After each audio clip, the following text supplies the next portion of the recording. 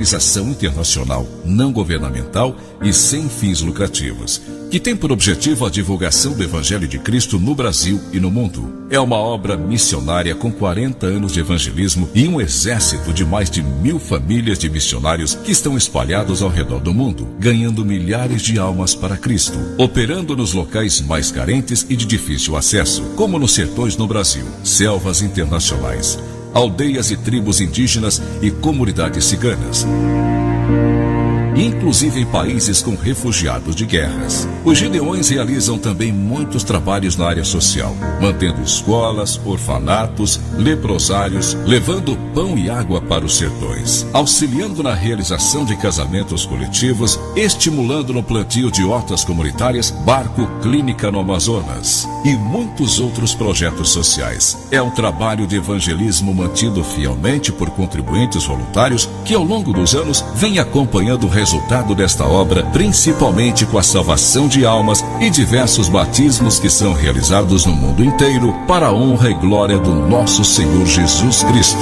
Faça parte desta obra você também. A sua ajuda pode salvar uma alma. Agradecemos a Deus muito o apoio, o respaldo que os Gideões dão para nós neste lugar. Porque estamos aqui trabalhando e fazendo o lado social, fazendo o lado espiritual, e Deus está nos concedendo vitória cada dia mais.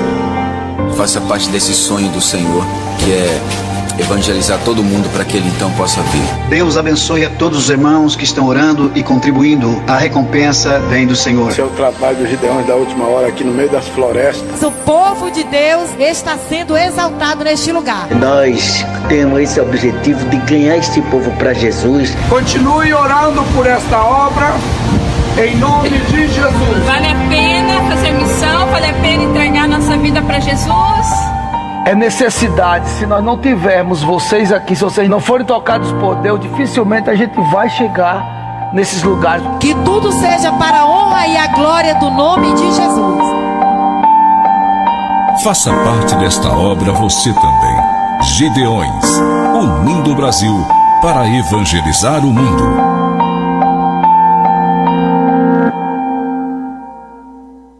Acompanhe as novidades, promoções da nossa emissora pelo perfil oficial no Instagram. Siga @Rádio Voz Missionária e fique por dentro da nossa programação. Compartilhem @Rádio Voz Missionária, agora também no Instagram. 10h30. Voz Missionária. 31 metros e 49 metros. Essa rádio é uma bênção.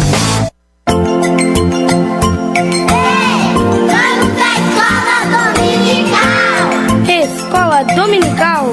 Escola Dominical.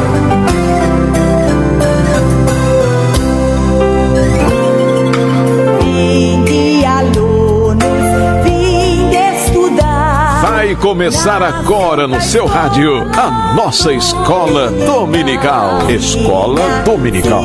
Escola Dominical.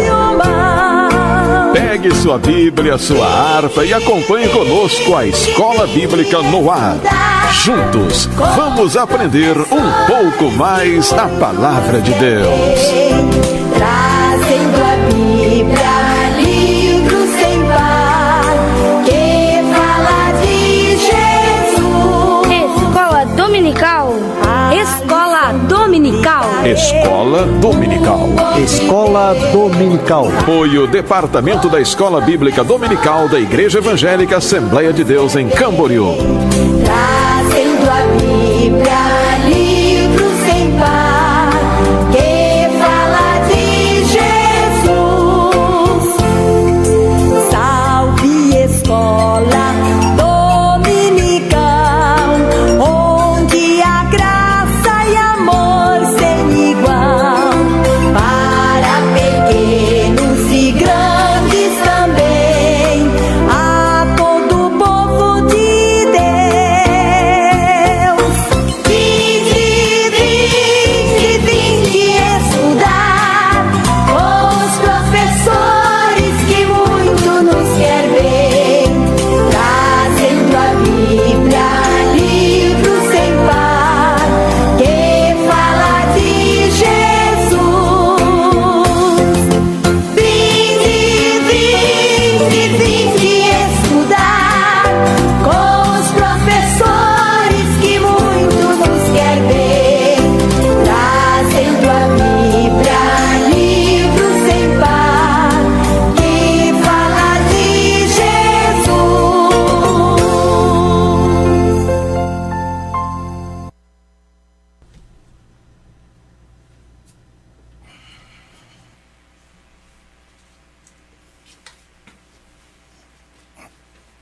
Não entrou no ar ainda, né?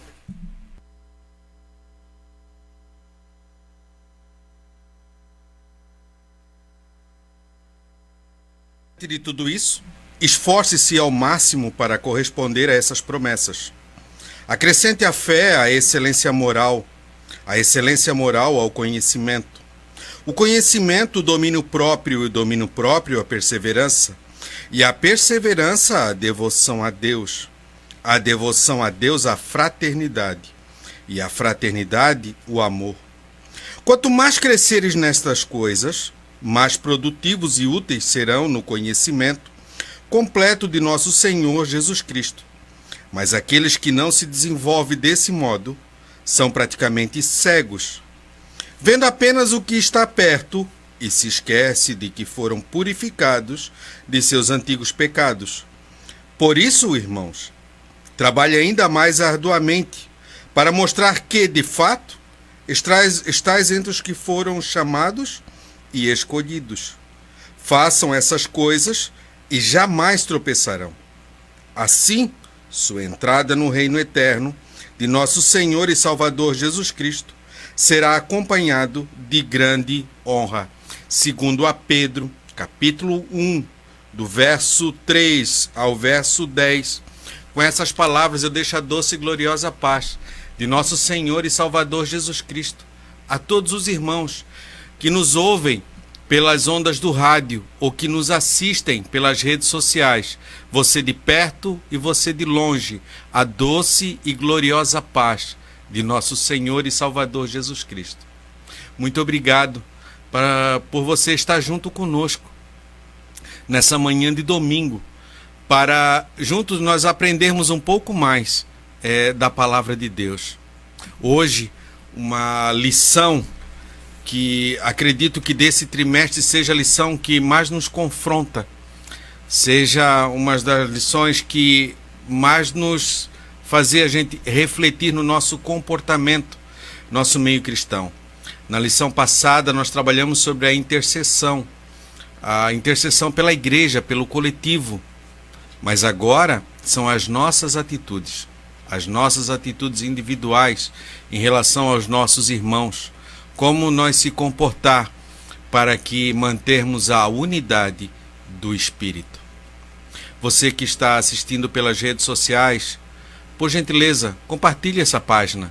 Outras pessoas possam conhecer essa escola bíblica dominical e que possam ser alcançadas pela palavra de Deus. Muitas das vezes não é muito o falar, mas algo que a pessoa ouve, aquilo entra, porque a palavra de Deus é como uma semente. E quando ela cai em terra boa, ela multiplica. Hoje é o segundo domingo do mês de junho, que a gente comemora o Dia do Pastor, segunda lição. E eu quero deixar um abraço a todos os pastores. Você que nos ouve, talvez você está aí num lugar longínquo, talvez pensando em desistir, talvez pensando que ninguém se lembre e talvez desanimado. Mas, irmão, anime-se. A alegria do Senhor é a nossa força. E hoje comemora esse dia, o dia de pastor, que você foi ordenado, foi lhe incumbido uma missão de cuidar. Ela é fácil? Não, ela é árdua, mas haverá uma recompensa. Na técnica de som, o irmão Will, deixando tudo aqui pronto, organizando. E o nosso professor que está conosco, evangelista irmão Eliel Uller. Pai do Senhor, irmão Eliel. Tudo bem? Paz do Senhor, presbítero Fabiano. Paz do Senhor, Will. E a paz do Senhor a todos os irmãos de casa que nos assistem, os que nos ouvem. É um prazer estar com os irmãos mais uma vez. Hoje um assunto muito importante. E também parabenizar aqui os pastores, não só os pastores que detêm o título, a carteirinha, mas aqueles pastores que não têm o título, mas que são missionários, são presbíteros, são diáconos, são auxiliares, mas que cuidam de uma congregação, que estão arrebanhando um povo em algum lugar. A gente sabe que não é fácil a tarefa, mas Deus dá a recompensa. Então parabéns por esse dia tão importante. E dizer aos irmãos que estamos aqui ao vivo, são 10h39, hoje é dia 14 do mês 6 de junho de 2020, E é uma honra estar com os irmãos aqui hoje para falar sobre 3 palavrinhas muito interessantes, que é a humildade, mansidão e longanimidade. Fácil de falar, difícil de praticar. Amém, Fabiano? Amém. Nós vamos orar então para dar início a essa escola bíblica dominical. Pode orar, irmão Elião? Amém. Deus, obrigado, Senhor, por estar conosco e nos deu saúde para estarmos aqui.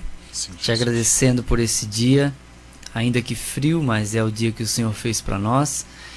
Abençoa todos os nossos alunos que estão bem aqui pertinho, aqui em Camboriú, aqui bem perto da igreja, e também aqueles que estão lá do outro lado do mundo que talvez nunca vamos nos abraçar, mas o Senhor conhece. São nossos amigos, nossos irmãos, nossos alunos, pessoas que estão próximas a nós através dos meios de comunicação.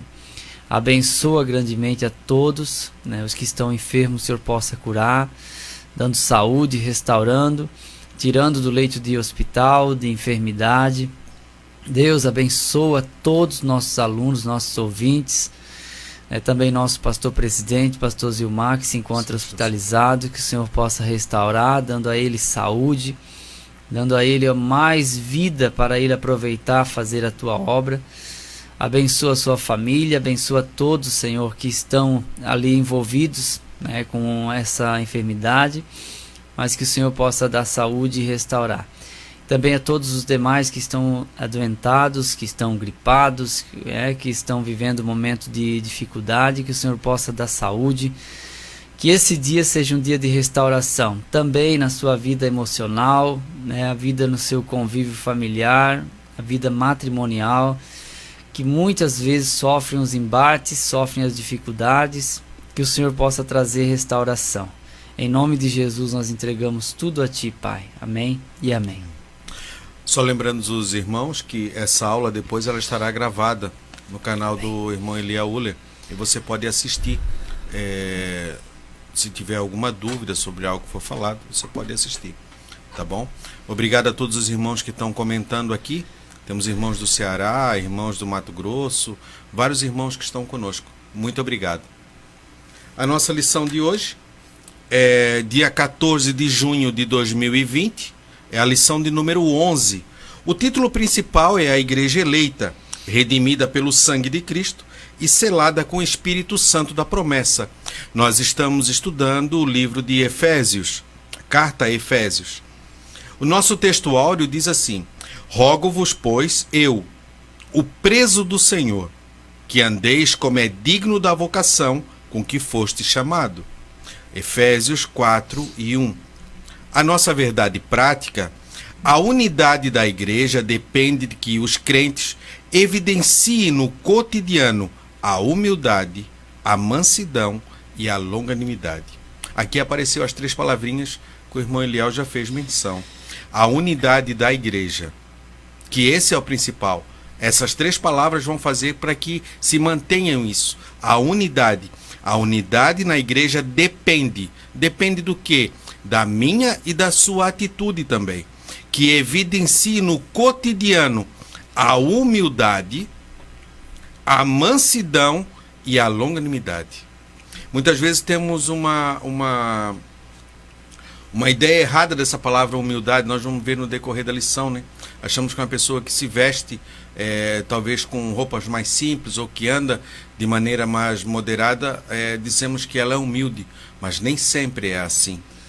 Não seria um estilo de moda, mas um estilo de vida. Isso, né? de ser. E não são palavras, né? São atitudes.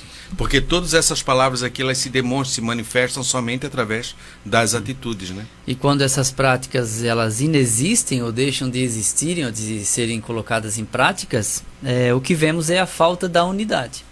Visto que a unidade precisa de longanimidade, mansidão e humildade. Do contrário, teremos aí uma igreja dividida, uma família dividida, uma cidade, um país, uma nação dividida, porque não há isso. Então o texto do texto áureo está em Efésios 4:1, que nos lembra que Paulo estava preso quando escreveu essa carta aos irmãos de Éfeso, né? Já para relembrar. Até porque já estudamos há 2 ou 3 lições atrás a unidade do Espírito, que Deus desfez a inimizade, né? Sim. Entre gentios e judeus. Ele já desfez essa inimizade, Sim. para que haja paz entre nós. Porque essa unidade representa o quê? Representa um só Deus, né? Um só corpo, um só Espírito, um só Senhor, um só Deus, uma só fé, um só batismo e uma só esperança.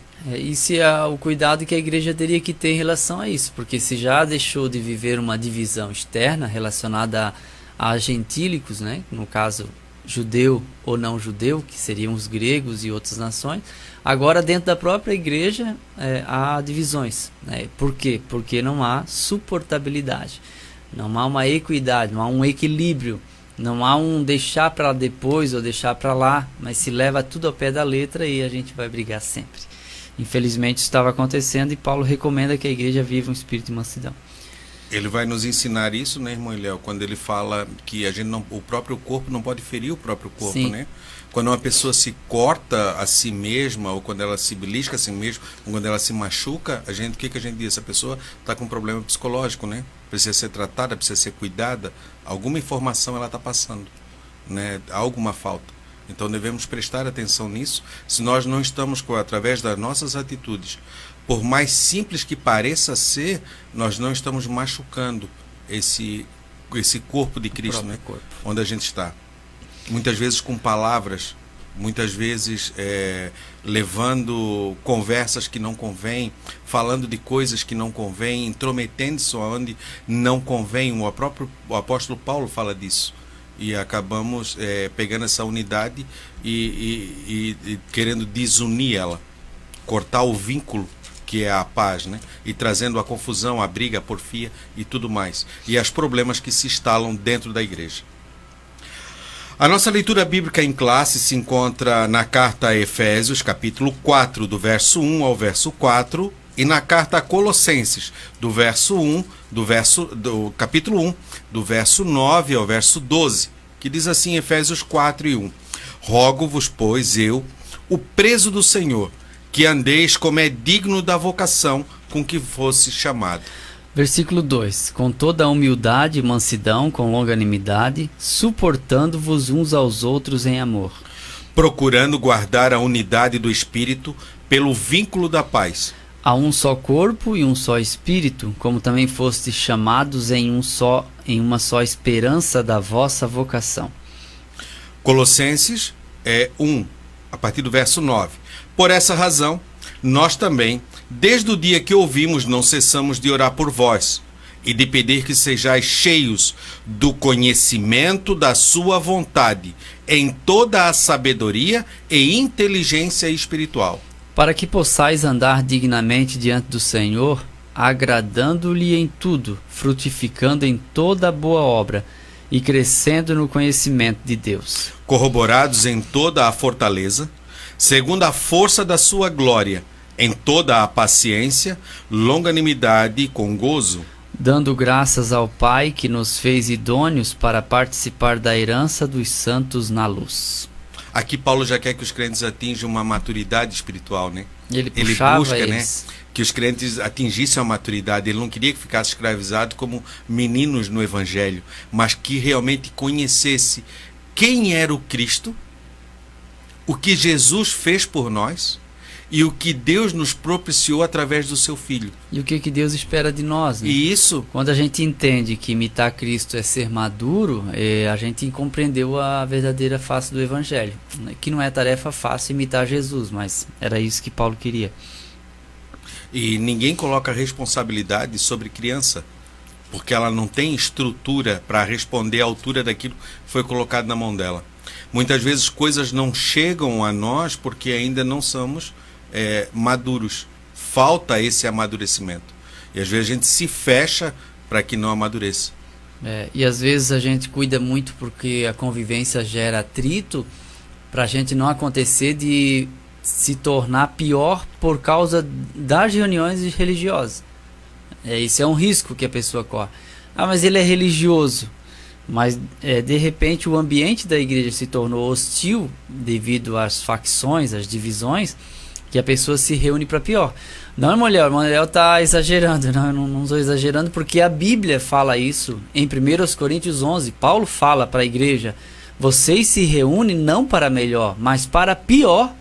Por que ele está falando isso? Porque há uma falta de amor, na própria comunidade no que se refere à festa ágape, ou à festa do amor, ou à celebração da ceia, que cada um comia apressadamente para não deixar para o outro, e isso na reunião espiritual, na reunião religiosa, como a gente diz, na igreja.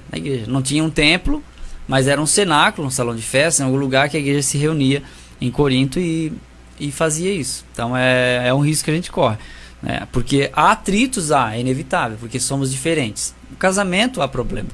Imagina juntar todo mundo num lugar só e começar a fazer alguma coisa. Então isso é uma coisa que a gente vai aprender hoje, como viver sem precisar querer matar o outro, né? De boa, como diz lá em Gálatas 5,14, se vos mordeis e vos devorais uns aos outros, não vão se matar, né? Paulo diz isso em Gálatas 5,14, sobre o crente que morde. Se vos mordeis e vos devorais uns aos outros, cuidado, não vai se matar. É isso que está dizendo ali. Se destrói, né? Então a longanimidade, a mansidão e a humildade, ela vai nos ensinar a ter esse ponto de equilíbrio. Não que a gente vai ser maior ou melhor, mas que a gente consiga equilibrar isso para tornar a vida do outro melhor. E a nossa também, consequentemente. Eu acredito ainda que a vida nossa melhora quando a gente melhora do outro. Porque a nossa vida passa a melhorar como consequência da melhora na nossa convivência. Isso. Mas dá tudo errado. É tudo errado, a gente fazendo certo, a nossa parte, as coisas em volta começam a se organizarem também. Às vezes é o nosso mundo aqui, que está desorganizado, e a gente acha que todo mundo é falso, todo mundo é hipócrita, todo mundo é cínico. E não é verdade, há muitas pessoas boas em nossa volta que a gente deve garimpar. Porque às vezes eu passo a construir uma verdade da realidade a partir de mim, daquilo que eu penso, e não daquilo que realmente é. Muitas das vezes a nossa realidade ela é distorcida. Então devemos cuidar disso. Só lembrando que o irmão Eliel falou sobre a igreja de Coríntios, não esquecendo que foi a região que Paulo mais empregou esforços. Sim. Onde ele mais trabalhou. E a igreja onde tinha todos os dons. E eles não se permitiam amadurecer. Era a igreja mais avivada, digamos assim. Isso. A igreja mais avivada tinha mais problema. O objetivo geral dessa lição é mostrar que a unidade da Igreja de Cristo é o resultado da humildade, mansidão, longanimidade na vida dos crentes. Então, o primeiro tópico vai se explicar que a humildade é a virtude indispensável para a comunhão, enfatizar que a mansidão produz crentes para a promoção à paz e à conciliação, e frisar no terceiro tópico que vai ser frisado, que a longanimidade capacita o crente a ser tolerante com as falhas alheias. Esse vai ser os nossos objetivos. A introdução. Após concluir a oração intercessória em favor da igreja e ao mesmo tempo estimular os cristãos a viverem para a glória de Deus, conforme o capítulo 3, do verso 16 a 21, o apóstolo Paulo passa a enfatizar a necessidade da unidade dos crentes, 4, 1 e 16, como a gente leu agora. Assim, nesta lição, estudaremos as virtudes fundamentais, humildade, mansidão e longanimidade, que levam a igreja a viver uma perfeita unidade conforme a palavra de Deus. Manliel? A unidade composta, ou seja, um grupo de pessoas que se reúne para formar um povo só, tendo o mesmo modo de pensar. É o que a Bíblia fala sobre a igreja primitiva lá em Atos 2. E uma era a alma e o coração das pessoas que vinham e se agregavam. E isso atraía. O que atraía as pessoas de fora era o amor e a maneira como um cuidava do outro. Quando Jesus disse que não há quem tenha perdido pai, mãe, irmão e não receba 100 vezes nessa vida, ele não estava falando de dinheiro. Ele estava falando disso.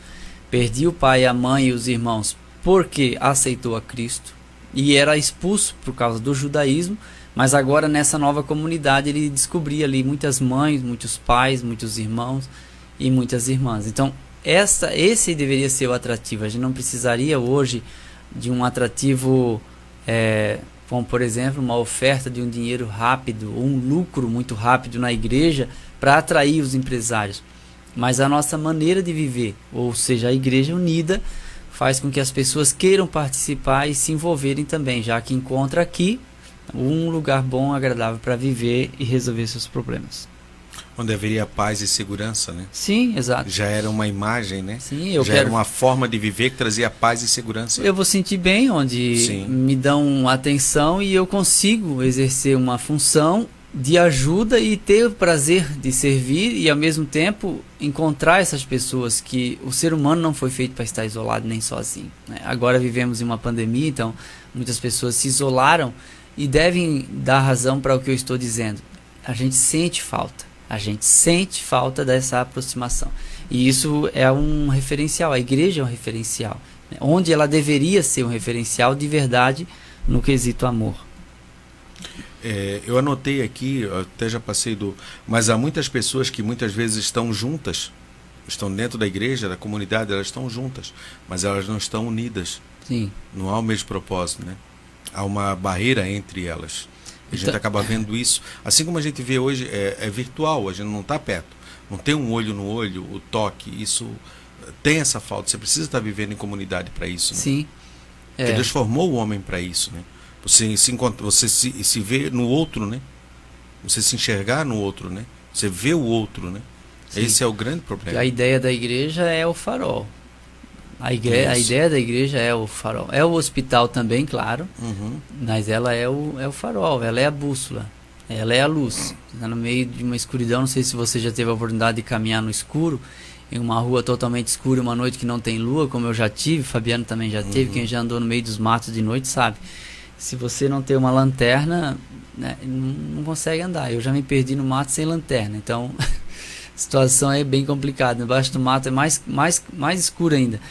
Então a igreja é esse referencial, é essa luz. Se você acende uma luz no meio da floresta, atrai todo tipo de insetos, eles são atraídos pela luz. No meio do mar, você acende uma luz, atrai os peixes menores que buscam abrigo, buscam segurança, então a luz atrai. E a luz também tudo manifesta. Por isso que a gente vê tantos defeitos na igreja, porque na igreja, pela pregação da palavra, começamos a identificar o caráter e a perceber que tal situação não deve ser feita. Então, quando a gente usa isso para nos corrigir, a gente melhora como pessoa. E a igreja tem essa finalidade também. Não melhora apenas para levar para o céu, mas como pessoa. Você tem que sair da igreja melhor, do culto melhor, né? Ou o melhor pai, o melhor pagador, o melhor filho, o melhor irmão, o melhor funcionário, mas precisa sair melhor do culto. O nosso primeiro tópico: para haver unidade é preciso humildade. Humildade é uma virtude imprescindível para o fortalecimento da comunhão cristã. Espera-se que os crentes sejam humildes, não somente diante de Deus, mas também entre eles. O modo digno de viver cristão. A conduta geral do crente é o destaque da seção da carta. O apelo apostólico é para que os crentes andem de modo digno da vocação, ou seja, a nossa conduta diária deve corresponder à chamada recebida para ser um membro do corpo de Cristo. A igreja, isso pressupõe que o andar do cristão está diretamente relacionado com o nível da unidade que ele tem com Deus e com os irmãos. Nesse sentido, a fim de desenvolver essa unidade, o apóstolo Paulo apresenta 3 virtudes essenciais: a humildade, a mansidão e a longanimidade. Espera-se que os crentes sejam unidos, sejam humildes, não somente diante de Deus, mas também entre eles. Muitas das vezes nós se... Bem frisado isso aí, eu também estava pensando exatamente isso. Não somente diante de Deus, mas também entre eles. Que essa parte é a mais difícil. Porque orar e ser humilde com Deus na oração parece fácil. Isso. Né? A pessoa ora de rosto no chão e fala o tempo todo que não é nada, que é pó, que é cinza, que é insignificante. E isso é diante de Deus. Mas o problema é quando a gente levanta da oração e precisa reconhecer. Como a gente vai ver na sequência, não quero definir a palavra antes, que a gente precisa reconhecer no outro alguma qualidade. Isso é uma parte mais difícil. Como eu digo, gente, orar e citar versículo para Deus é bem fácil. E eu sempre digo, a prática sempre é mais difícil. As pessoas, às vezes, eu já ouvi alguém comentar uma vez, mas vocês falam... E falar é fácil, mas nós estamos cientes de que falar é fácil. E nós repetimos constantemente que a prática é que é difícil. E que a maior carência do cristianismo hoje não é discurso, que nós temos discursos, um mais lindo que o outro. A nossa maior carência hoje é a prática do cristianismo, ou seja, aquilo que Cristo praticou. Essa é a nossa maior dificuldade. Porque pressupõe uma mudança interna, aquilo que seja iluminado no homem interior, né? Que a gente estudou na lição passada, né? Que ele falava sobre isso. Em conhecer, estando nós em amor, conhecendo o amor de Cristo, que esse é todo entendimento. Não, depois eu procuro, eu acho ali. Mas é que seja fortalecido esse homem interior, que seja essa transformação, para que a partir daí comece uma mudança dentro da gente. Aí esse processo começa de mudança, porque eu consigo enxergar a mim mesmo, as minhas próprias atitudes. Sim. E a partir daí eu consigo mudar. Porque se eu não tiver um diagnóstico de mim mesmo, eu não consegui fazer isso. E esse diagnóstico vir através do Espírito Santo, também vou ter um diagnóstico distorcido. Vou achar que sou uma pessoa que não sou. Acontece aquilo com um jovem rico. Que, bom mestre, que farei para herdar a vida eterna? Jesus pergunta, sabe os mandamentos? Sei. E ele frisa todos os mandamentos ali. E eu pratico isso desde a minha mocidade. Ele fala isso. Aí Jesus, então, vende tudo o que tens e dá aos pobres. Ele disse, pratica isso que você está falando que vive. Se você tem prazer, se você gosta de você mesmo e que você quer ter uma vida boa, e você vê aquele que não tem nada, então divida com ele. Ame o teu próximo como a ti mesmo. Tu ama a Deus acima de todas as coisas, larga tudo e segue, porque eu sou Deus. Mas quando chegou na hora de praticar, a Bíblia diz que ele se entristeceu. Então, muitas das vezes é isso. Nós temos uma visão distorcida de nós mesmos. Achamos que somos algo que nós não somos. Então, devemos buscar no Espírito Santo isso.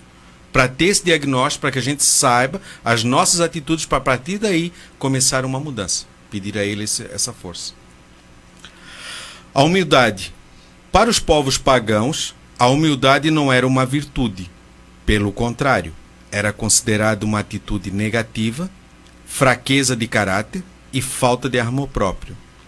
Na vida de Cristo é que a humildade aparece como virtude, pois ele não teve por usurpação ser igual a Deus, mas aniquilou-se a si mesmo, tomando forma de servo. Filipenses 2, 6 e 7.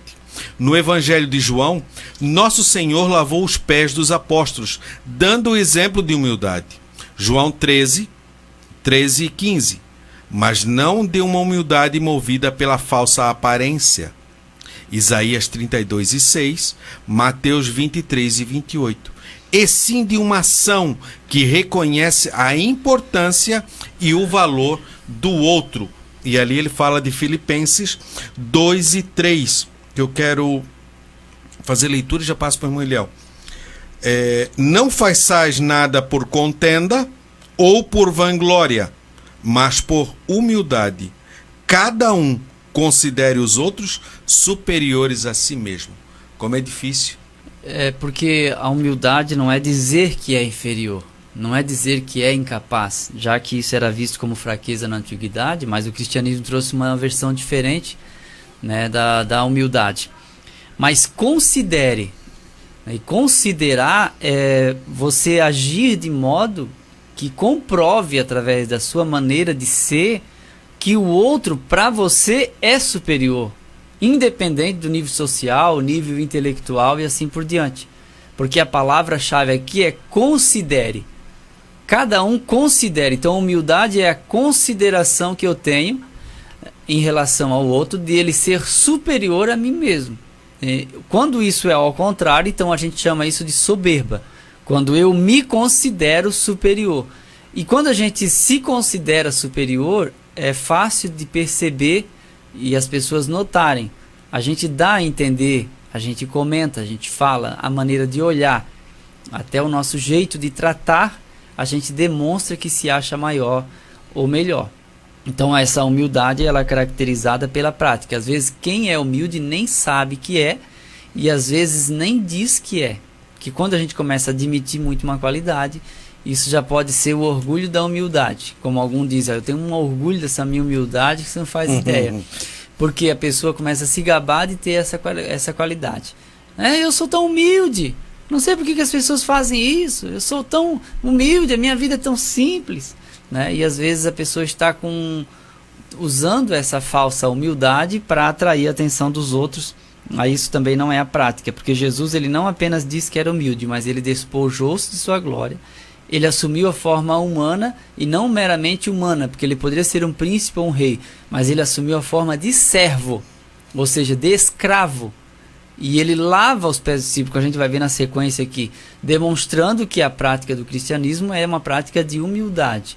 A Bíblia diz que diante da honra vai a humildade, e a soberba procede à queda. Então, quando a pessoa se exalta, ela cai, e quando ela se humilha, ela é exaltada por Deus. Essa humildade, esse esvaziar-se a si mesmo, Cristo fez isso, ele saiu da sua posição para que nós pudéssemos ser enriquecidos, saíssemos da nossa posição que nós estávamos, de caídos, Sim. e que pudéssemos ser levantados. Então a humildade, ela faz isso, né? Você mas para que a outra pessoa também, ela possa se levantar, ela possa ser construído algo dentro dela. Como se Cristo tivesse vindo aqui embaixo nos buscar, né? Isso. Eu me lembro que certa vez, porque muitas vezes quando a pessoa é nova convertida, aí hoje a internet é muita informação. E aí ela começa a ouvir um pregador, começa a ouvir outro, e começa muitas vezes os choques de ideias. E tinha um irmão que tinha feito teologia, tinha feito várias faculdades e tal, e eles estavam tudo orando, e de repente tinha esse novo irmão cristão e que tinha ouvido outros pregadores e estavam na discussão entre eleição e predestinação e tal, e começou-se ali uma contenda. E esse irmão que conhecia, que era mais maduro, queria ensinar, inculcar na cabeça do outro qual era a ideia certa. Mas não entrava porque o outro não estava maduro o suficiente para ouvir aquilo. Precisava esperar. E havia um outro irmão mais velho ouvindo aquilo. Pegou aquele irmão que sabia, que conhecia, que estudava, pegou pelo braço e tirou ele daquela discussão. E quando saiu mais embaixo, o errado é você. Porque você sabe o que é certo, ele ainda não sabe. E não adianta você discutir ou ficar batendo boca com ele. Mas deixa que daqui a pouco ele aprende, com as tuas próprias atitudes. Não dessa forma de estar brigando ou querendo estar fazendo ver. Então a gente tem que saber isso também, né? Senão acaba criando essas confusões e esses atritos. Saber a maturidade de cada um. A verdadeira humildade. O que fica claro em Jesus e no ensino do apóstolo Paulo é que a pessoa humilde expressa a modéstia, em oposição ao orgulho e à arrogância. 2 Coríntios 12, 20. Trata-se de uma postura que favorece o bem da coletividade no lugar do egoísmo. João 17, 21 e 23. Assim, a verdadeira humildade coopera para a harmonia no relacionamento e promove a unidade no corpo de Cristo. 1 Coríntios 12, 25. Entretanto, é importante ressaltar que esta e as demais virtudes são produzidas pelo Espírito Santo, que habita no crente. 3:16. Não há quem possa desenvolver tal conduta sem que o Espírito o transforme. Esse 3:16 é que eu queria ler em consonante ainda há pouco, que fala do homem interior, para que segundo as riquezas da sua glória vos conceda que sejais corroborados com poder pelo seu Espírito, Espírito com letra maiúscula, Espírito Santo, no homem interior, que daí é onde há essa mudança. Sim, é porque isso provém de Deus, né? Humanamente é impossível a produção dessa humildade. Eu gostei da expressão do escritor aqui, trata-se de uma postura que favorece o bem da coletividade. Isso. No lugar do egoísmo. Então, a humildade, ou a verdadeira humildade, é isso.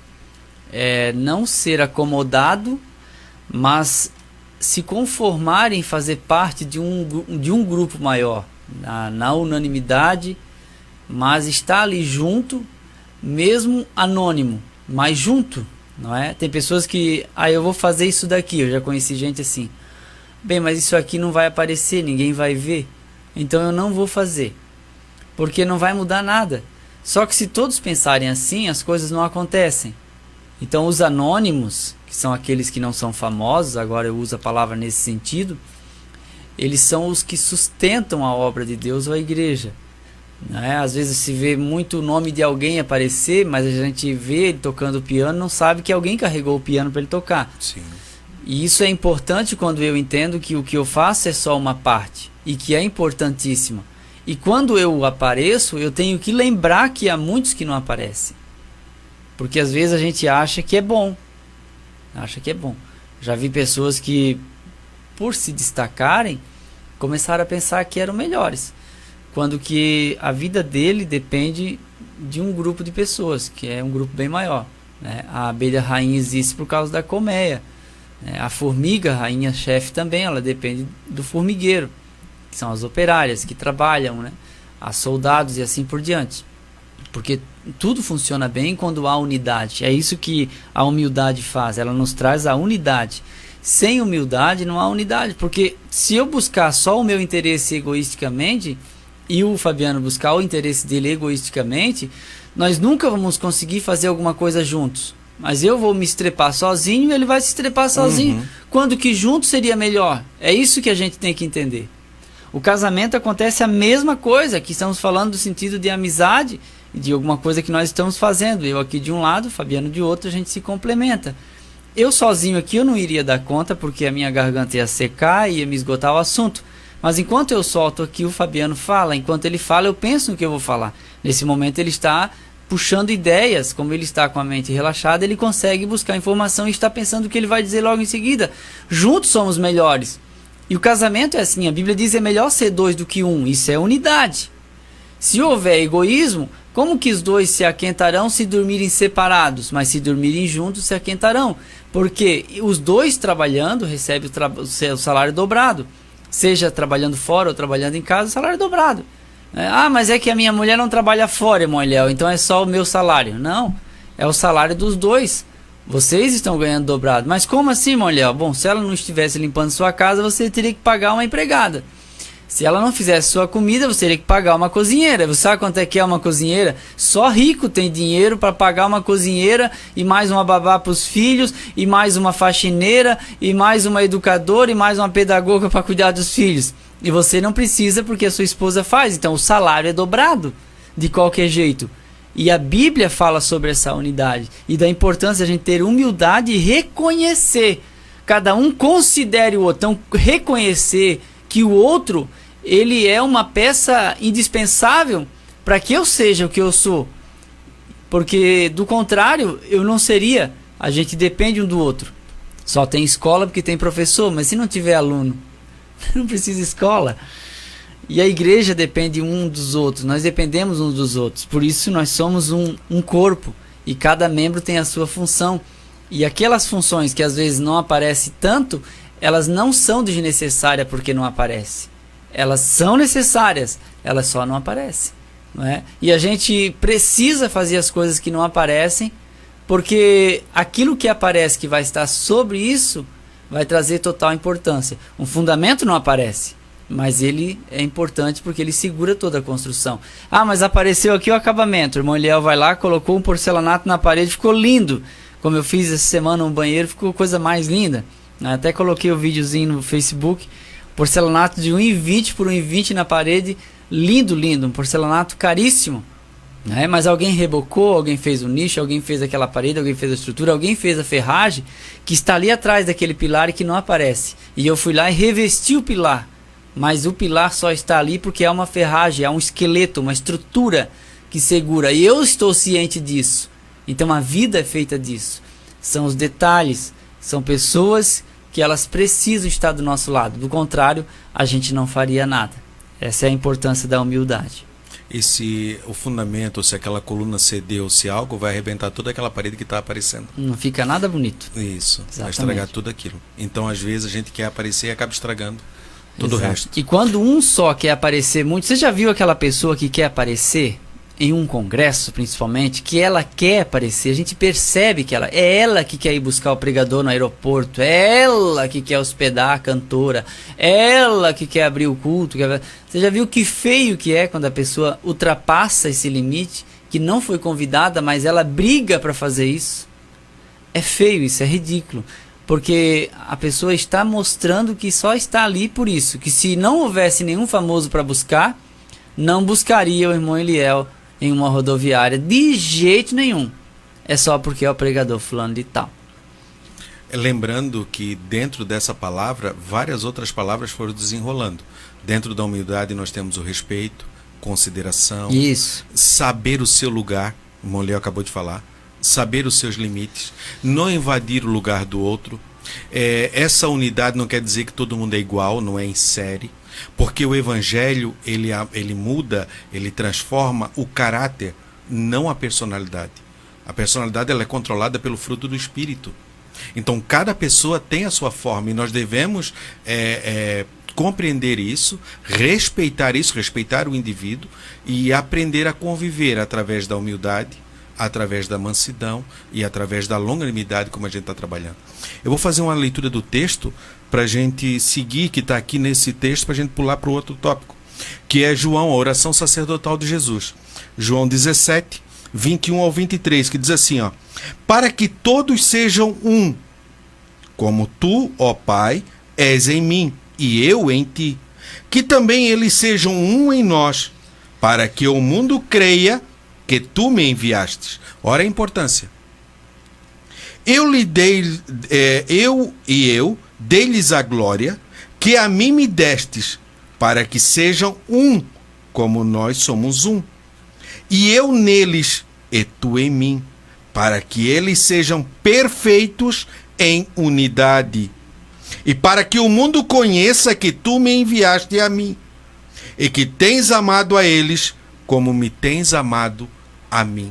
Ora, a importância de nós sermos humildes para se submetermos à vontade de Deus, ter essa visão do maior, do todo, para que o mundo conheça que o Pai enviou o seu Filho para salvar o mundo.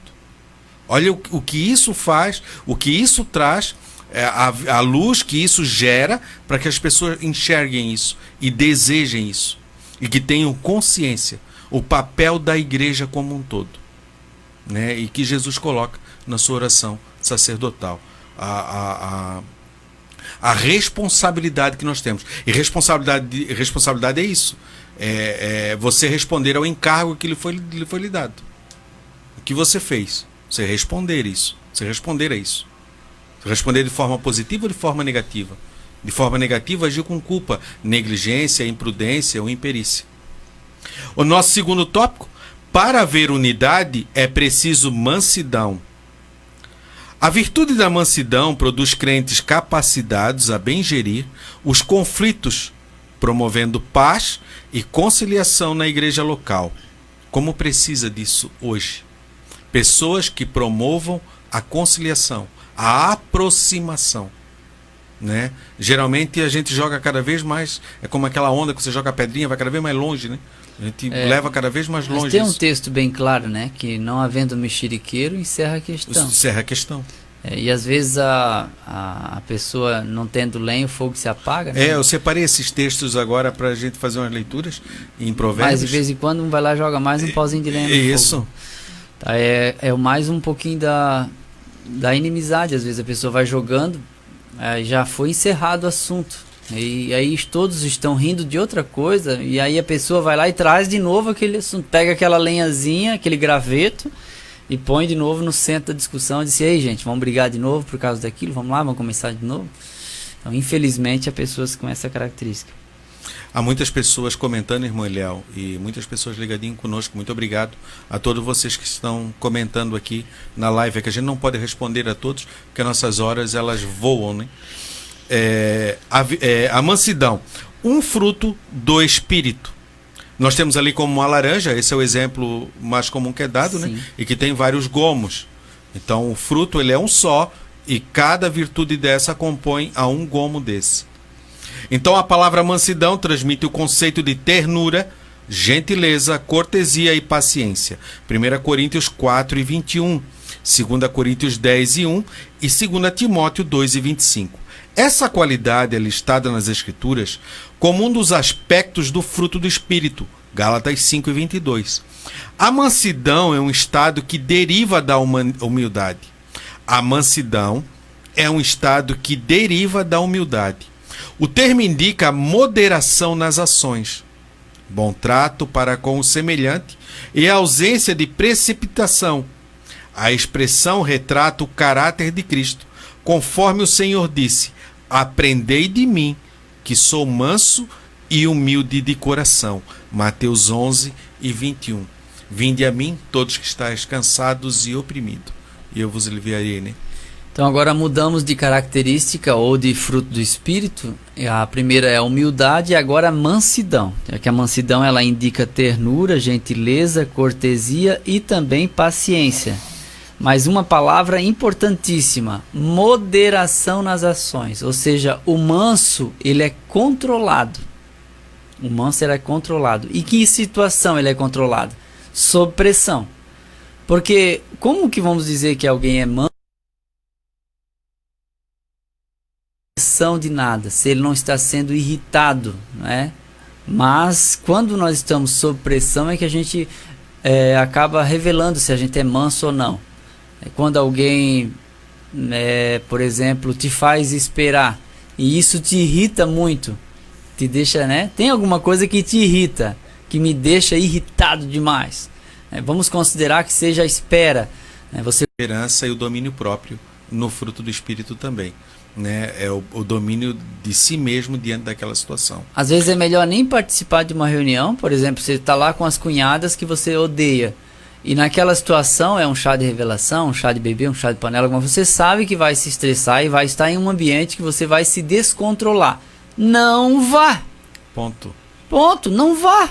Você sabe que não aguenta, não vai aguentar, porque você vai ouvir pirraça, você vai ficar ali estressada e tal. E pra quê? Né? Quem é que vai querer sofrer assim? Você vai se adoecer e adoecer quem está à volta, né? Quando estava estudando, eu achei interessante isso aqui com a Duna, essa frase que você está falando. Mansidão é aquele capaz de ser livre do espírito da vingança. É aquele capaz de ser livre do espírito de vingança, mesmo ante a provocação. Porque a tendência nossa é esse revide, né? Sim. É trazer esse revide. Então ele diz que tem esse domínio, ele é capaz de dominar isso.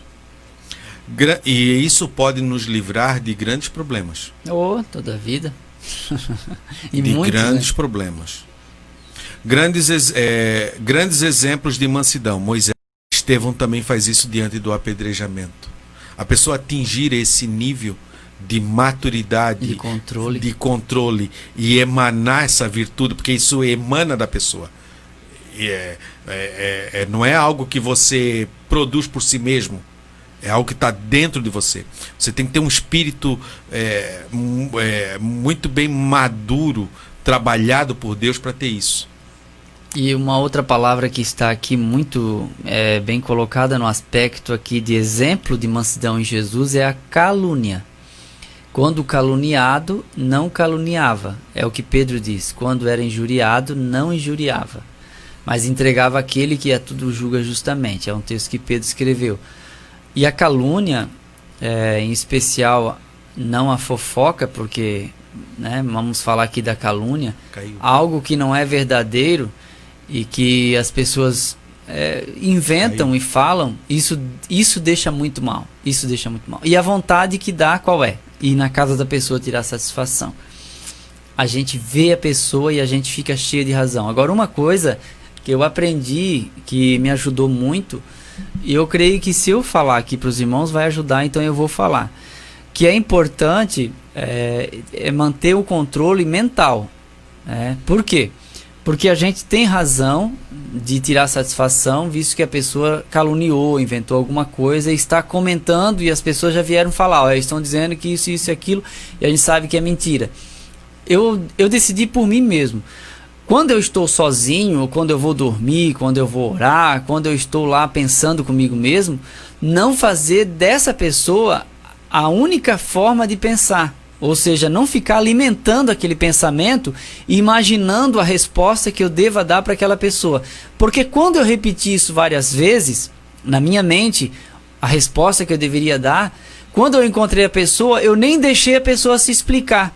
Porque eu já estava com o pensamento tão pronto e tão treinado e repetidas vezes na minha mente que eu já descarreguei. E a pessoa assim, calma, mas eu nem falei. Então, para evitar isso, Então o que eu faço? Eu evito pensar sobre a pessoa e a circunstância. Então não ficar treinando respostas e ignorar o fato. Isso é um exercício mental muito difícil, não é? Porque você tem que fingir que algo não existe quando está existindo. E a calúnia, ela é um travesseiro de pena jogado no vento. Você não consegue mais trazer de volta.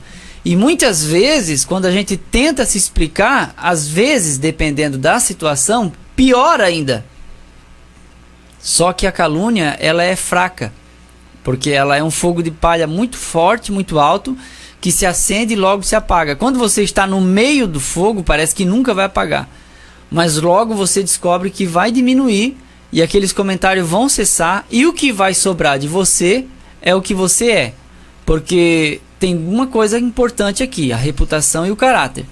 A reputação é o que os outros dizem de você, e caráter é quem você é. E eu sempre uso o exemplo de José. José foi caluniado pela mulher de Potifar. Ele foi para a cadeia. Quando ele foi sair da cadeia, ninguém perguntou por que ele estava lá. Ele simplesmente foi tirado de lá para interpretar o sonho de Faraó. E ele foi colocado no trono ao lado de Faraó e acabou a história. Ele nunca provou que estava certo. Mas não conheço nenhum crente que duvide da integridade do caráter de José. Porque ele tinha uma reputação péssima com a mulher de Potifar. Mas ele tinha um ótimo caráter diante de Deus. Eu repito, reputação é o que dizem que você é. E caráter é o que você é. E o que vai ficar depois desse fogo todo não é a sua reputação, que vai queimar junto.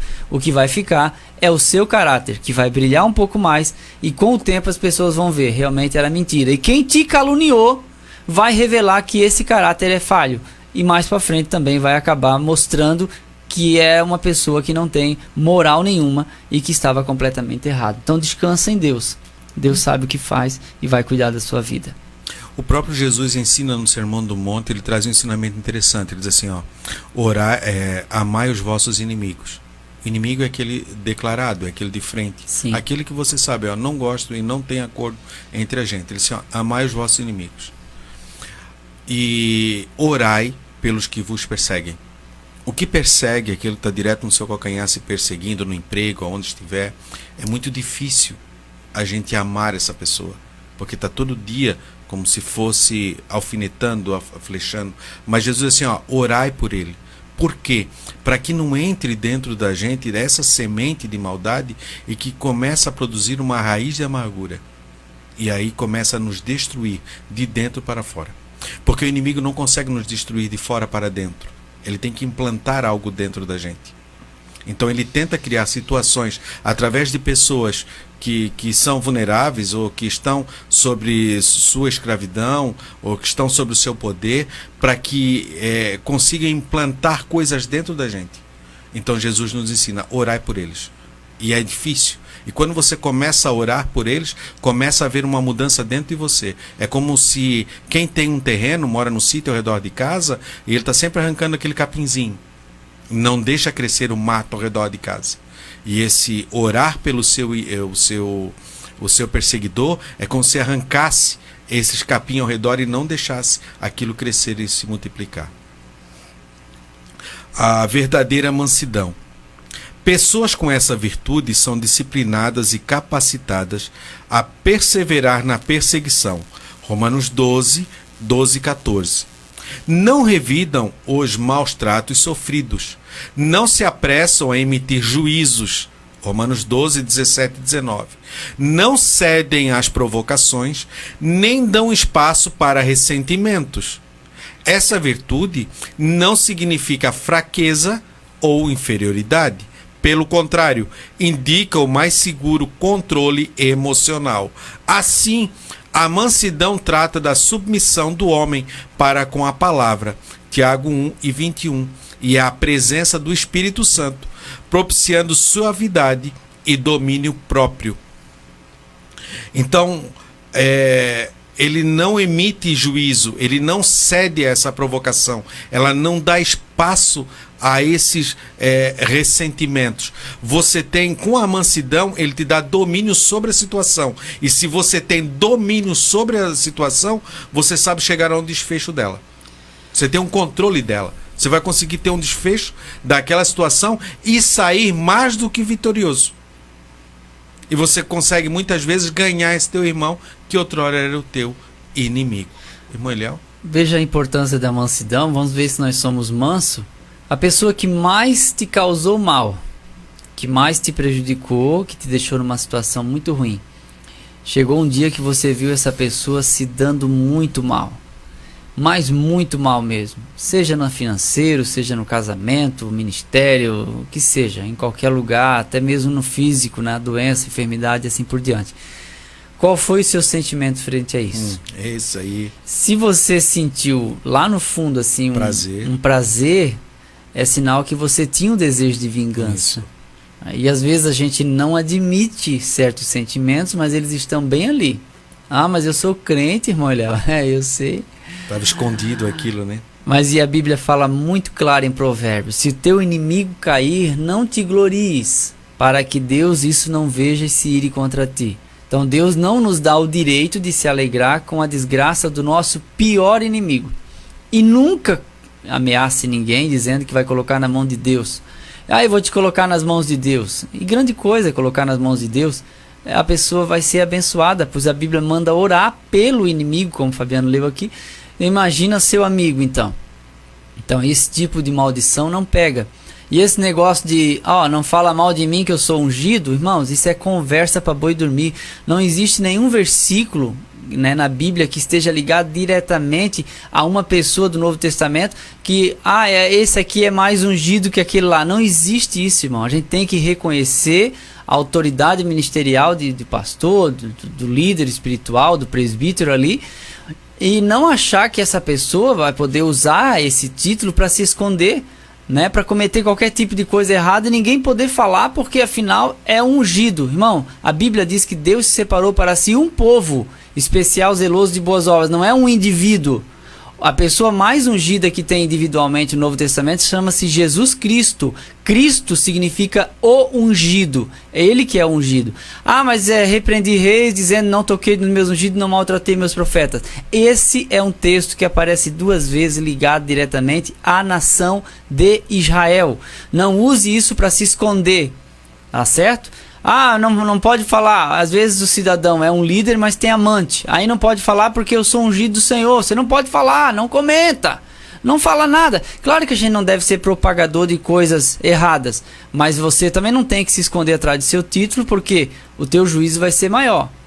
Está entendendo? Então não brinque com Deus e não use versículos para se esconder. A melhor coisa que existe é reconhecer o seu pecado, deixar de causar escândalo no evangelho e evitar que os outros pequem por sua causa.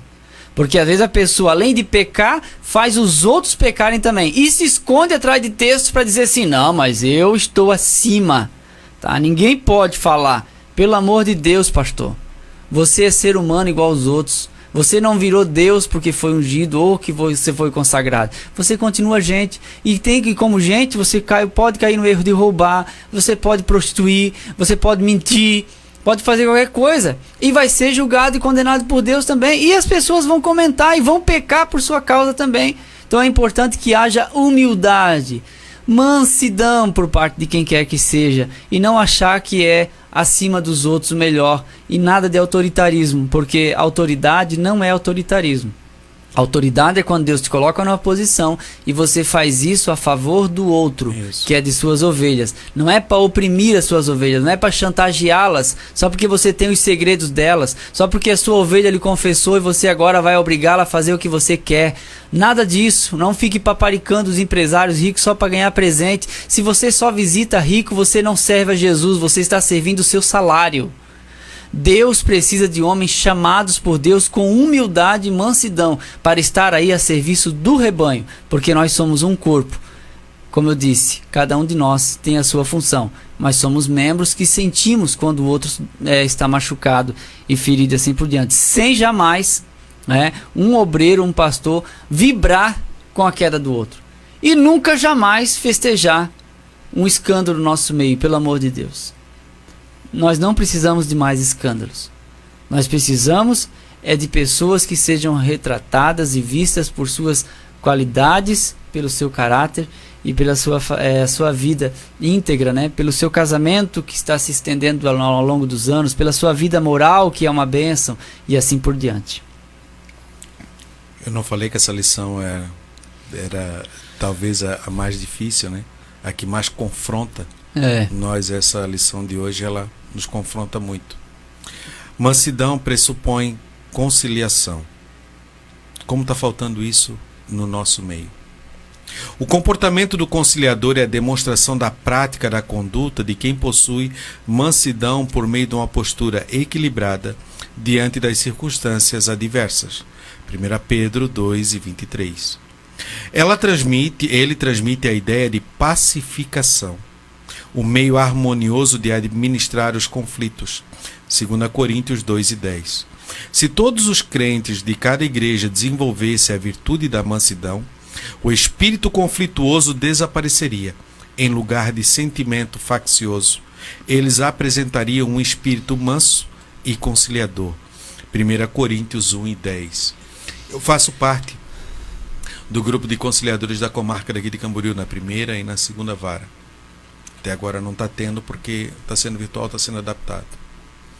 E como conciliador eu vi muitas pessoas ali, que é vara de família e tal, e que tinham seus direitos dos dois lados, que poderiam se beneficiar em heranças e tudo mais, mas os conflitos internos entre elas não poderiam e deixavam de usufruir uma vida melhor, por causa da briga, eu tenho razão e eu não tenho razão.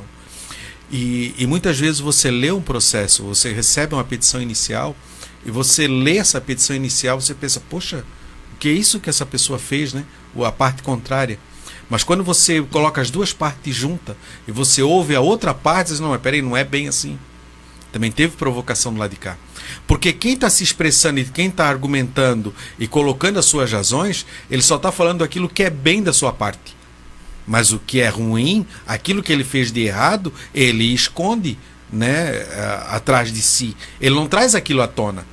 Olha, aconteceu isso, mas eu fiz isso, mas eu também fiz isso, eu fui errado nisso. Não, ele não traz esse lado à tona. Ele só vai trazer as suas razões. Quando você ouve o outro lado, e vai trazer somente as coisas erradas do outro. Ele não vai dizer, o outro errou isso comigo, mas também ele tem esse lado bom, ele tem isso, ele tem aquilo. Ele não reconhece o lado positivo, ele só reconhece o lado negativo do outro. E quando você ouve a outra parte, se manifesta da mesma forma.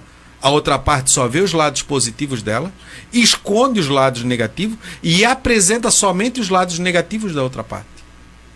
Então nós devemos cuidar dentro da igreja isso. Quando as pessoas começam a apontar muito os lados negativos uma das outras, mas esconde também a sua maneira de ser. Aí a gente ouve algo de alguém, ouve isso que esse irmão fez, olha o que esse irmão disse, olha como é que é a conduta dele. Mas se colocar no lugar ou passar para ver por que ele está agindo assim, é que é o difícil. Então precisamos conciliar, ver, trazer para perto. O exortar é isso. O exortar não é você bater ou você criticar, mas o exortar é colocar junto, trazer para perto, né? Para que a pessoa possa enxergar diferente, para que ela possa cair em si, mas desde com humildade e mansidão. Porque a palavra branda desvia o furor. Eu vou passar para o irmão Eliel e depois vou fazer umas leituras aqui. Não, em Provérbios. É que essa conciliação eu não quis comentar, porque é o tópico seguinte, que é esse último tópico aqui, que nós já temos aqui uns 10 minutinhos, que é: para haver unidade é preciso longanimidade para o exercício do perdão, que vai tratar também do perdão e da conciliação, porque perdão e conciliação estão juntas, né? Eu não sei se o Fabiano quer ler, se quer que eu leia. Já leio, eu só vou ler Provérbios 26 então fica à vontade. 19, que diz assim, ó: assim um homem que engana o seu próximo e diz, fiz isso por brincadeira. Sem lenha, o fogo se apagará, e não havendo maldizente, cessará a contenda. Como o carvão é para o borralho e a lenha para o fogo, assim é o homem contencioso para acender rixas. Cuidado com as nossas atitudes. Estamos colocando lenha ou não? Essas horas voam, né, irmão Léo? Para haver unidade, é preciso longanimidade para o exercício do perdão. É o nosso terceiro tópico. A virtude da longanimidade capacita o crente a ser tolerante com os erros alheios e assim liberar o perdão aos ofensores. A longanimidade é um fruto do Espírito. Longanimidade tem um sentido de paciência, tolerância e constância. 1 Pedro 3:20, 2 Pedro 3:9. E é mais um dos aspectos do fruto do Espírito desenvolvido no crente. Gálatas 5:22. Em termos gerais, essa virtude significa tolerar pacientemente a má conduta dos outros. 1 Coríntios 6, do 1 ao 6. Tanto que a Bíblia nos ensina a ser pacientes na tribulação. Romanos 2:12. Assim, suportar os erros dos outros e as adversidades da vida são o lado prático da paciência, pois o próprio Deus é descrito como longânimo e tardio em irar-se. Salmo 86:15. Naum 1:3. Contudo, o exercício da paciência requer a virtude do amor, que é o princípio basilar de todas as ações do crente salvo em Cristo. 1 Coríntios 13, 1 e 7. Suportando uns aos outros. Durante a nossa jornada cristã, nos deparamos com múltiplas situações de hostilidades. São nesses momentos conflituosos na igreja que devemos suportar uns aos outros em amor. A expressão indica que, infelizmente, teremos que enfrentar excessos cometidos em nosso meio, como as provocações alheias e atitudes carnais. Estas são comparadas a um fardo que devemos suportar por meio da prática do amor, irmão Eliel. Uma coisa aqui que fala sobre a longanimidade, aqui a revista não traz essa definição prática, mas é a indicação de ânimo longo, ou alguém que demora, né, para perder a paciência. Isso é o longânimo, que é uma característica. E um versículo muito importante que está na nossa leitura em classe e que é engraçado também. Eu acho engraçado esse versículo que diz: suportai-vos uns aos outros em amor, né? Que é Efésios 4:2. Suportai-vos uns aos outros em amor. Então, essa suportabilidade, você conseguir suportar o outro, quando é uma pessoa boa, que é fácil de lidar, como a gente costuma dizer, é fácil. Mas quando é um chato, porque assim, todo lugar tem um chato, no sentido de implicar, invocar e tal, sabe? Aquela pessoa lá na empresa, né? O Fabiano já deve ter convivido com alguém assim, né? Como eu conheci pessoas que assim, eu sério, mas eu fiquei, no fundo eu fiquei um pouco feliz quando eu acabei mudando de prédio, acabei mudando de prédio e eu parei de conviver com aquela pessoa, porque suportar diariamente, só que é uma escola. Você conviver com gente assim e não querer matar ela é uma escola. Você acaba amadurecendo, né? A gente cria maturidade. Cria maturidade, nos ensinam, né? Exatamente. Principalmente aqueles que querem ser melhor do que você, né? Isso, daí. Então sempre... Aí esse versículo vem para isso: suportai-vos uns aos outros em amor. Suportar essa pessoa, né? E aí você ter esse equilíbrio. Tem muita coisa para dizer, mas não dizer, né? E a minha esposa sempre fala isso. Nem tudo que a gente pensa, a gente fala. E tem uma outra frase que diz que nem tudo a gente deve dizer para qualquer pessoa, em qualquer lugar e a qualquer hora. Nem tudo a gente pode dizer para qualquer pessoa, em qualquer lugar e a qualquer hora. E isso é um ponto de equilíbrio, isso é longanimidade. E a vida, ela é cheia de desafios desse tipo. Suportai-vos uns aos outros. Então lembra disso. Lembra disso. Suportai-vos. Suporte essa pessoa. É isso que a Bíblia está dizendo. Irmão Eliel, não é fácil? Claro que não é fácil, irmãos. Eu digo mais uma vez, é fácil suportar alguém que é seu amigo. Mas alguém que não é seu amigo e que lhe causa o mal, e você suportar essa pessoa, e além disso, perdoar ela, e além disso, não se vingar, e ainda não sentir ódio, não sentir raiva, porque a gente não esquece. Essa é a verdade, não esquece. Já estou encerrando, só tenho a última aqui, que é o perdão, né? Mas aí a pessoa me pergunta: irmão Eliel, eu perdoei, mas de vez em quando eu lembro. Será que eu perdoei? Depende. Esquecer você não vai, né? Não vai. Tem coisas que você nunca vai esquecer. A pessoa me fez um mal, eu vou lembrar o resto da vida? Se for algo muito marcante, vai lembrar pro resto da vida. Mas isso quer dizer que eu não perdoei? Não, não quer dizer. De repente você vai lembrar, porque não sofre de amnésia, mas eu pergunto para você, quando você lembra do ocorrido e da pessoa, o que vem na sua mente? Você sente paz ou você sente ódio? Se você sentir paz, perdoou. Vai lembrar a vida toda do que aconteceu. Houve um incidente, houve uma traição, assim por diante. É como uma ferida cicatrizada, né? Isso. Vai lembrar. Tem cicatriz aqui que eu lembro, mas ela não me dói mais. Então, agora, quando você sente ódio, quando lembra da pessoa e da circunstância, é sinal que você ainda precisa de um tratamento espiritual no coração e ajuda de Deus para perdoar. Porque só Deus pode nos ajudar a perdoar. Essas horas voam. O perdão como premissa do amor. O amor é um atributo divino, o principal aspecto do fruto do Espírito. Gálatas 5:22. É uma virtude altruísta que nos conduz a tratar os outros como gostaríamos de ser tratados. Mateus 7:12. Desse modo, a tolerância entre irmãos em Cristo deve ser mútua, isto é, amando ardentemente uns aos outros, com o coração puro. 1 Pedro 1:22. Perdoando e sendo perdoado. Quando esse estilo de vida é adotado pelos crentes, acabam-se as disputas na igreja. Só voltando uma palavra que o irmão Eliel colocou aí, que é da Bíblia, porque Paulo está escrevendo aos irmãos de Efésios. Então ele diz assim, ó, suportando-vos. Sim. Né? A coletividade, ele não está colocando você suporta o outro, você suporta uns aos outros. Sim, como eu sou suportado. Isso, caso. Claro, porque nem todo dia eu estou bem.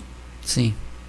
Pode ser que eu me ache estou bem, tenho um temperamento bom, me dou com as pessoas, mas tem aquele dia que vem as pressões diárias da vida, vem as problemáticas diárias da vida, vem as opressões malignas, e naquele dia eu não estou bem. E pode vir uma pessoa a mim falar algo e eu não ser agradável naquele momento.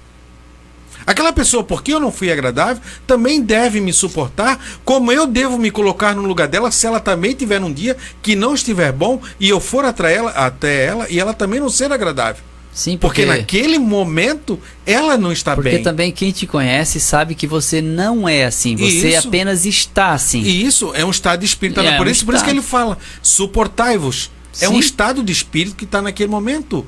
Quantas vezes o irmão Eliel passou por situações que a sua mente às vezes estava, como a pessoa às vezes está com raiva, está estressada. Sim.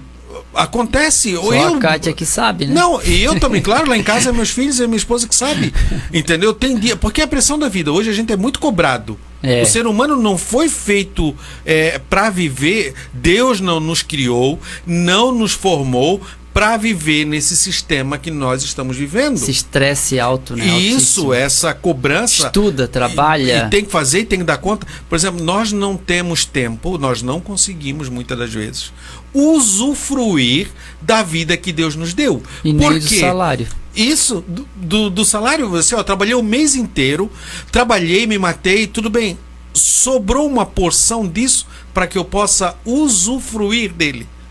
Não é só para pagar conta, não é só para comprar comida, não é só para isso. E às vezes sobra e a pessoa se acusa de desfrutar um pouquinho do que ganhou, porque está tão habituado a trabalhar só para pagar conta, e quando sobra fica até assustado, pensa assim, acho que eu vou acabar roubando esse dinheiro de mim mesmo. Né? E acaba não se dando o luxo de aproveitar a vida. Isso, porque daí passa e aí pronto, não consegue. Então, muitas das vezes nós não conseguimos isso. Então, devemos nos suportar e ver por que esse irmão está agindo assim. Alguma coisa tem, algum recado que ele está dando. Então essa maturidade nós devemos alcançar, para que nós não começamos a ter atrito uns com os outros e começarmos a nos destruir. Quantos ministérios iniciaram e se destruíram? Basta ler a história da Rua Azusa, de onde saiu o Pentecostes. 3 anos depois destruíram com tudo. Quando você vai ler a história, na esquina que ficava a igreja, 4, 5 quarteirões antes, os espíritos malignos se manifestavam. As pessoas eram curadas, não era dentro da igreja, não era nas redondezas, quando estavam chegando. A coisa ganhou uma dimensão, uma proporção enorme, mas começou uma guerra racial. Porque os brancos não aceitavam, porque os negros... Aí começou uma guerra racial entre eles, uma disputa entre eles. E o Espírito Santo disse assim, então vocês ficam aí vendo quem tem a razão de vocês e cuide de vocês, que eu estou indo ao outro lado agora. E nós devemos cuidar disso. Porque muitas vezes nós achamos, como Sansão acreditou que o Espírito se retirou e Sansão não percebeu. Devemos cuidar disso. E devemos ver a nossa ação. Se realmente somos humildes ou estamos promovendo uma falsa humildade. Se realmente somos mansos ou temos dentro de nós um espírito selvagem, um espírito que não é dominado. Então devemos compreender isso. Irmão Eliel, eu vou ler a conclusão e passo para você. Há muita... Conclusão. Vimos o convite de Paulo aos crentes para viver digno de uma perfeita unidade. Para garanti-la, mostraremos que algumas virtudes são essenciais. A humildade, que fortalece a unidade. A mansidão, que gere os conflitos. E a longanimidade, que suporta os erros alheios. Quando os crentes vivem essa virtude, as dissensões desaparecem e o nome de Jesus Cristo é glorificado.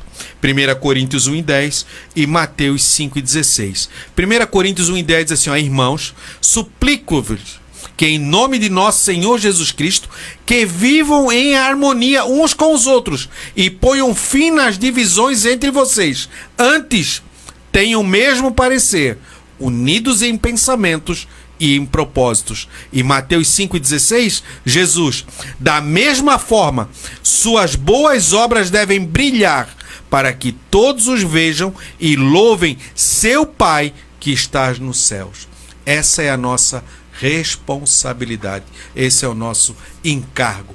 Muito obrigado a todos os irmãos que estiveram conosco. Vou passar ao irmão Eliel. Você já encerrou a sua fala? Sim, só o agradecimento final, mas pode ir. Não, porque daí eu já vou orar, você já pode agradecer então. Então, muito obrigado a todos os irmãos que compartilharam, que estiveram conosco. Você de Camboriú que nos ouve, de longe, muito obrigado por estar junto conosco. E agora eu passo ao irmão Eliel. Amém. Vamos orar então. Pai, obrigado por essa aula que o Senhor nos concedeu. Que muitas e muitas dessas se repitam com a tua permissão, com a tua graça e principalmente com a tua presença. Que todos saiamos edificados desse momento, dessa 1 hora e pouco, e que sejamos tocados por ti para melhorar mais e mais. Em nome do Pai, do Filho e do Espírito Santo. Amém. Amém.